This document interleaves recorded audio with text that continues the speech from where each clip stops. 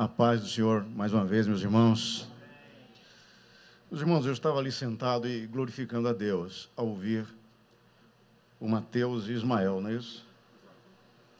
Eu estava glorificando a Deus porque a minha geração, a geração de jovens que aceitaram a Jesus muito cedo, na adolescência, ou que viveram nessa igreja, eu cresci nessa igreja com os meus 13, 14, 15, 16 anos. E a nossa geração, às vezes, quem é da nossa geração, às vezes se preocupa com como é que vai ser quando a nossa geração se for, se Jesus não vir antes. Teremos novos pregadores? Teremos sim, com esses dois jovens que estiveram aqui e que trouxeram a palavra de Deus fundamentada na Bíblia Sagrada, e que Deus falou ao meu coração. Eu já estava ali sentado, e por 2 vezes Deus falou ao meu coração. Então, eu fico muito feliz. Eu fico muito feliz, porque sempre haverá 7.000 que não dobram os seus joelhos. Sempre haverá. Glórias a Deus por isso. E, na sequência de tudo que já ocorreu, eu não poderia escolher outro texto nesta noite, senão Isaías, capítulo 53, para ler com os irmãos. Quem deu crédito à nossa pregação? E a quem se manifestou o braço do Senhor? Porque ele foi subindo como renovo perante ele, e como raiz de uma terra seca, não tinha parecer nem formosura. E olhando nós para ele, nenhuma beleza víamos para que o desejássemos. Era desprezado e o mais indigno entre os homens, homem de dores, experimentado nos trabalhos, e como um de quem os homens escondiam o rosto, era desprezado, e não fizemos dele caso algum.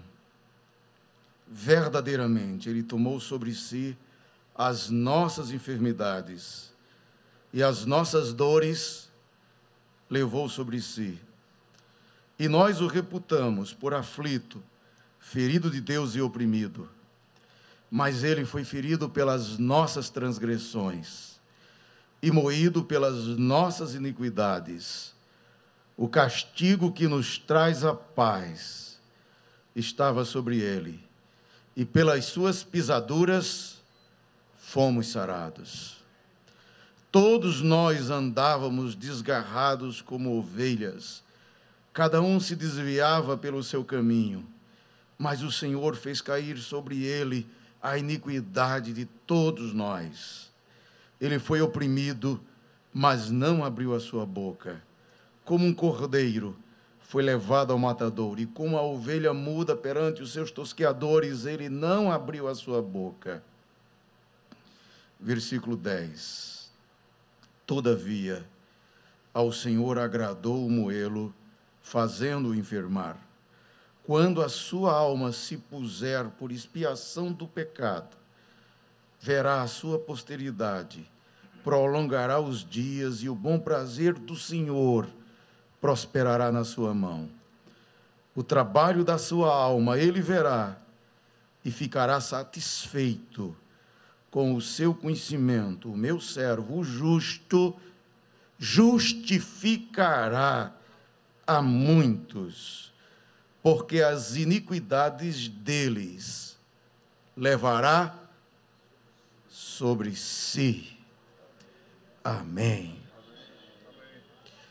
Glórias a Deus, que nos deu Jesus. Meus amados irmãos, ler esse texto e enxergar o sacrifício de Jesus na cruz por nossos pecados hoje é muito fácil. Mas o profeta Isaías viu isto 700 anos antes de Jesus se manifestar entre os homens. Deus, por antecipação, apresenta para o profeta uma visão antecipada do espetáculo de Jesus na cruz, da morte de Jesus na cruz, para o perdão dos nossos pecados. E o profeta pergunta: quem deu crédito à nossa pregação? Quem será capaz de crer que Deus se faz homem? Que Deus, Jesus sendo Deus, como está escrito em João, no princípio era o Verbo, e o Verbo estava com Deus, e o Verbo era Deus, e o Verbo se fez carne e habitou entre nós. Quem é capaz de acreditar que o Deus Todo-Poderoso, a quem pertence toda a honra, toda a glória e todo o poder, o Deus que disse: faça-se luz, e a luz se fez, porque o Gênesis diz, e disse Deus: façamos, e disse Deus. Jesus estava lá no Gênesis, Jesus estava lá na origem de todas as coisas, dizendo: faça-se, e assim se fez. O Deus Todo-Poderoso, para nos resgatar, por amor de nós, Ele se faz carne, Ele assume a humanidade. Que coisa paradoxal. Como disse o Mateus agora há pouco, o castigo que nos traz a paz que temos, a paz de Deus que nos inunda, a alegria do Senhor pela qual podemos nos regozijar, só se tornou possível porque o castigo que era nosso se transfere para o Deus Todo-Poderoso. Quem é capaz de acreditar nisso? É uma verdade muito complexa para ser compreendida, a não ser pela fé. É por isso que pela graça somos salvos, por meio da fé. Isso não pode vir de nós mesmos, senão de Deus. É uma verdade extraordinária. É uma verdade complexa demais.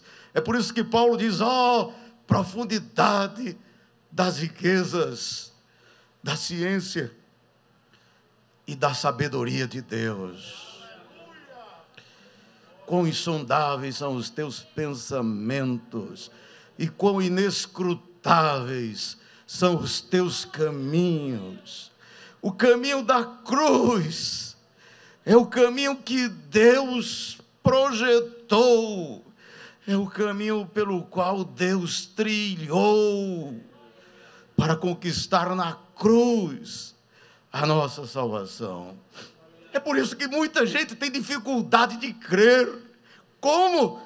O profeta diz: quem deu crédito à nossa pregação?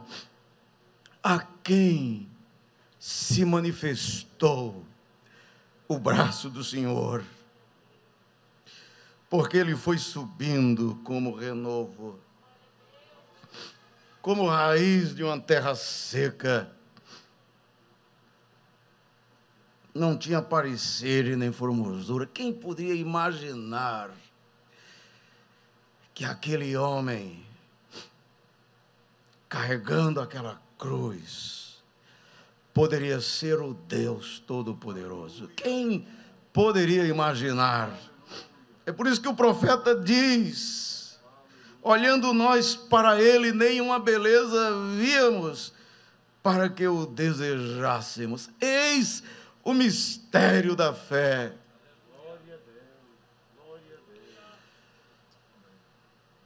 Ele sendo Deus, Jesus sendo Deus, não teve por usurpação ser igual a Deus. Antes, humilhou-se a si mesmo e assumiu a forma de servo, fazendo-se semelhante aos homens.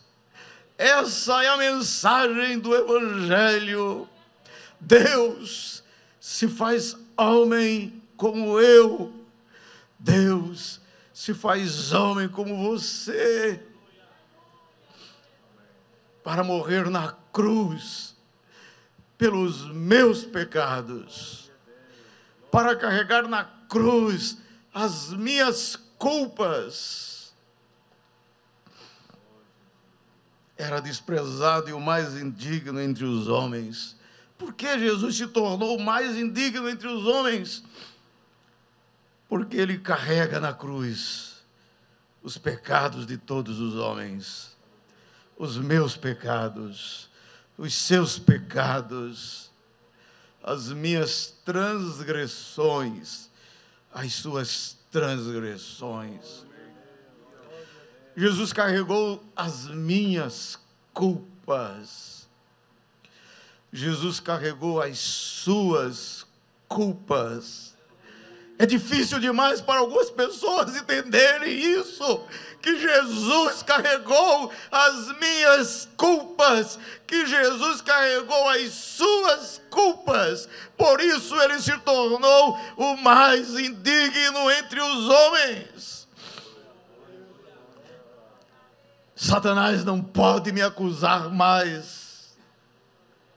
Os homens não podem mais me acusar mais, porque Jesus carregou as minhas culpas. Por isso esse evento tão trágico, tão doloroso, é o evento que me faz regozijar-me, alegrar-me, porque estou liberto. Não há mais culpa sobre mim. Não há mais culpa sobre você. Jesus carregou as suas culpas. Nenhuma condenação há para quem está em Cristo Jesus, que não anda segundo a carne, mas movido pelo Espírito de Deus. Isso é extraordinário. Nada mais terrível para o ser humano do que o peso da culpa, do que uma consciência culpada que lhe acusa. Mas em Cristo Jesus eu me liberto do peso de minhas culpas. Mas em Cristo Jesus eu me liberto da cédula que me era contrária. Porque Jesus rasgou na cruz do Calvário todo o libelo de acusações que pesava sobre mim. Isso se chama justificação, como disse o Ismael agora há pouco.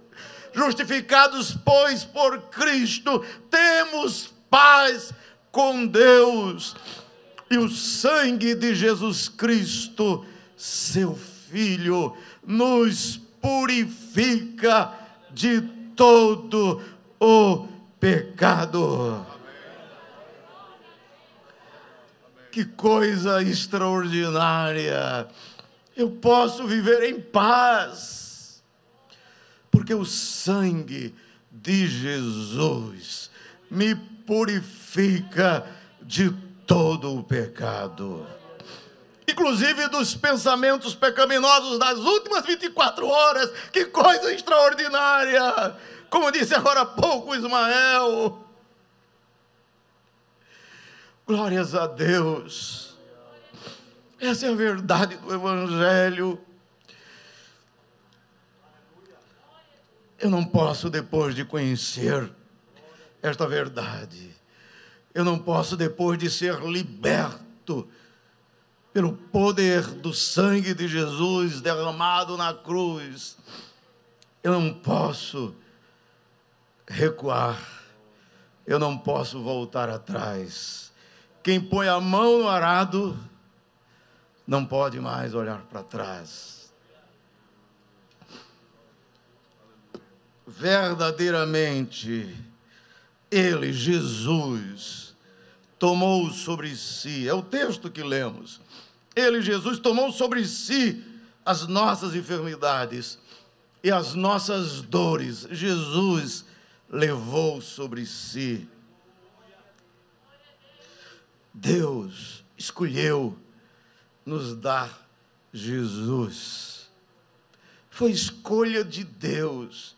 Por isso João diz que Deus amou ao mundo de uma tal maneira que nos deu o seu Filho Jesus, o seu Filho unigênito, para que todo aquele que nele crê, todo aquele que nele crê, sem exceção, para ser liberto, para se livrar do peso terrível da culpa, para se livrar das acusações de Satanás. É preciso apenas crer em Jesus, para que todo aquele que nele crê não pereça, mas tenha a vida eterna. Ele, Jesus, levou sobre si. Ele foi ferido pelas nossas transgressões. Eu lembro que na minha infância eu fiz o catecismo e uma das imagens marcantes é que me ensinaram o sacrifício de Jesus, a dor de Jesus, a via cruz, todo o percurso de dor, de sofrimento que Jesus percorreu até chegar ao Gólgota. E eu lembro que na minha infância tudo aquilo me sensibilizava bastante, eu ficava bastante apiedado do sofrimento de Cristo, mas esqueceram de dizer para mim que aquilo foi escolha de Deus, que aquilo foi entrega voluntária de Jesus por amor de mim e para perdão dos meus pecados.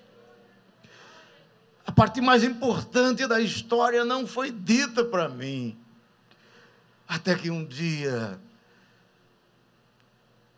alguém que conheceu o restante da história contou para mim o significado da morte de Jesus, o significado do perdão derramado na cruz, o significado do amor derramado juntamente com o sangue derramado na cruz. O sangue de Jesus derramado era o amor de Deus derramado, era o perdão de Deus derramado. Quando eu descobri essa verdade, eu não tive mais pena, eu não tive mais piedade, eu não chorei mais pelo Cristo morto, eu me alegrei pelo Cristo vivo, pelo Cristo ressurreto. Ele foi ferido pelas nossas transgressões, escolha de Deus, obediência do Cristo. Por isso que o texto paulino diz que ele humilhou-se a si mesmo. O Senhor Jesus humilhou-se a si mesmo. Ele assumiu a forma de servo. Ele fez-se semelhante aos homens para experimentar as dores dos homens, para compreender as dores dos homens, para libertar os homens dos seus pecados. Ele foi moído pelas nossas ferido pelas nossas transgressões e moído pelas nossas iniquidades. Paradoxalmente, como disse o Mateus, o castigo que nos traz a paz estava sobre ele.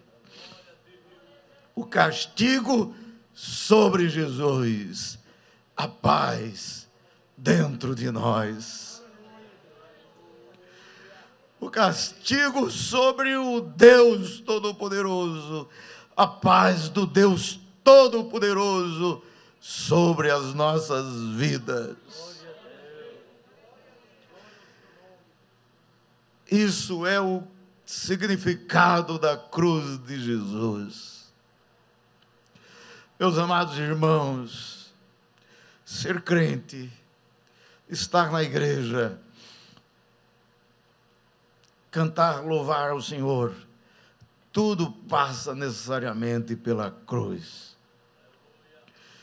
Qualquer pregação que se faça neste templo, nesta casa, nessa igreja, passa necessariamente pela mensagem da cruz.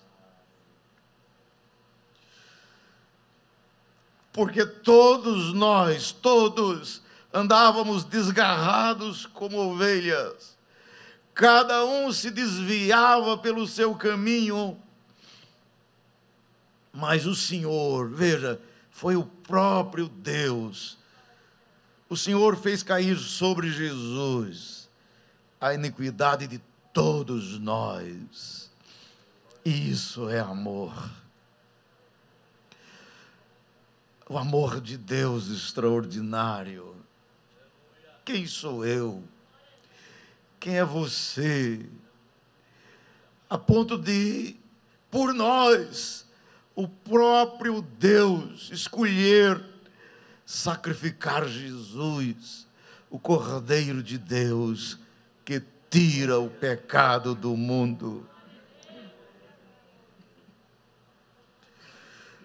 Todavia, o versículo 10 diz: todavia ao Senhor agradou Moelo. Veja que coisa forte. Ao Deus Pai agradou triturar Jesus por amor de mim. Isso é tão forte, mas tão forte, que Jesus grita: Eloi, Eloi, lama sabachthani. Deus meu, por que me desamparaste? Imagina, o próprio Deus se sentir em desamparo,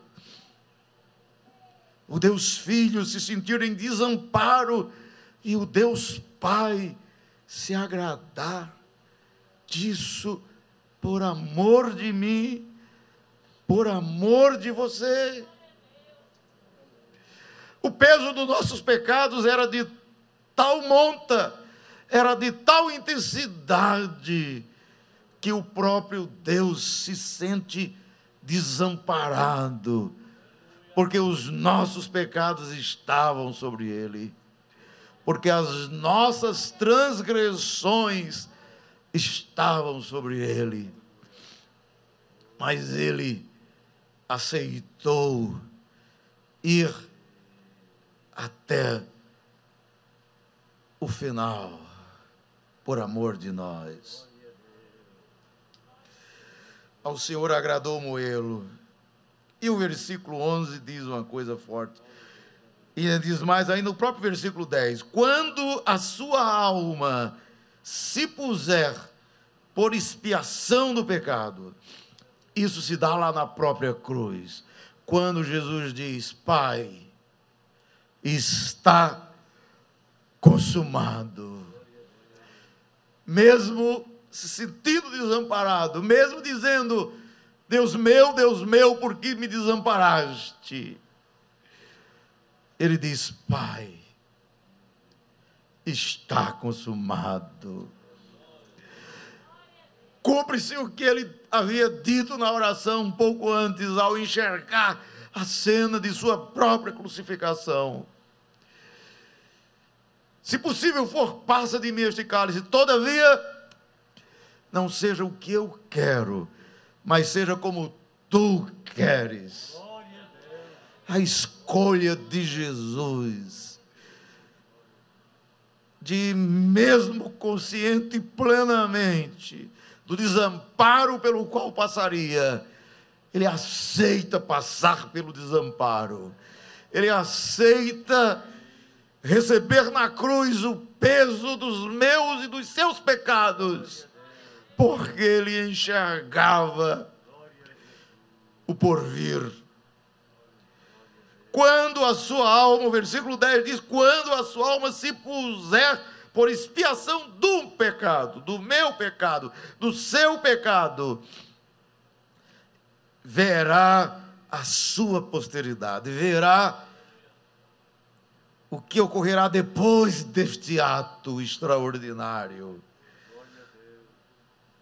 O bom prazer do Senhor, a boa graça do Senhor, a boa salvação do Senhor, a grande obra de libertação do Senhor, a grande obra de justificação do Senhor, a transformação de homens pecadores, a transformação de mulheres pecadores em uma nação santa, uma geração eleita, um sacerdócio real, um povo de Deus escolhido para as boas obras.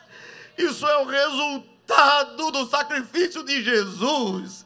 Eu sou parte integrante da geração eleita. Você é parte integrante da geração eleita, do sacerdócio real, da nação santa. Jesus enxergou isso, Jesus viu isso, e o trabalho da sua alma ele verá e ficará satisfeito. Glórias a Deus por isso. Quem deu crédito à nossa pregação nesta noite? A quem se manifestou o braço do Senhor? Há alguém aqui que não é crente ainda? Há alguém aqui que não entregou a sua vida para Jesus ainda e quer fazê-lo nesta noite? E quer fazer parte desta nação escolhida por Deus? Os seus pecados são perdoados por Jesus. Recebe o perdão de Jesus nesta noite. Se você não é crente ainda e veio e está aqui conosco, essa mensagem, este culto, desde os primeiros cânticos, as pregações que aqui se fizeram e esta última que encerro agora, tudo faz parte do cuidado de Deus com a sua vida nesta noite. E eu te convido, em nome de Jesus, recebe o perdão de Deus nesta noite. Aceita o sacrifício de Jesus na cruz por tua vida e vem agora entregar a tua vida ao Senhor Jesus. Em nome de Jesus, em nome de Jesus. Você que está cansado do peso dos seus pecados, você tem consciência de que sua vida precisa de libertação, de transformação. Você que sabe que o Senhor Jesus te chama nesta noite. Você que foi tocado pela voz de Deus anunciada desde o início deste culto. A paz de Deus há de ser derramada no teu coração. Mas há uma decisão sua. Quem deu crédito? É a mensagem do profeta. Quem deu crédito à nossa pregação? A quem se manifestou o braço do Senhor? Em nome de Jesus. Alguém que não é crente e quer nesta noite entregar-se a Jesus, dizer: Senhor, a minha vida entrego a Ti, perdoa os meus pecados e transforma a minha vida, em nome de Jesus.